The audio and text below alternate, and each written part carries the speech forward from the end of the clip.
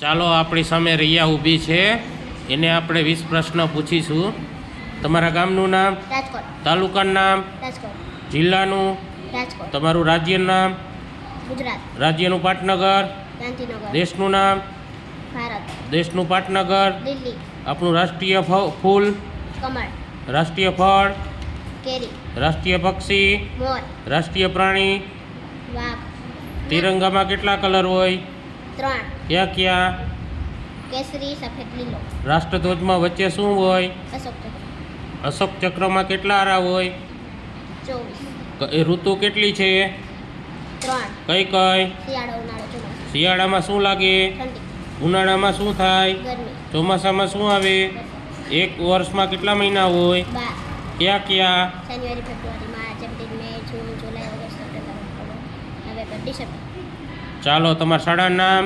Doctor Jivraj પ્રાથમિક શાળા number 89. સરસ.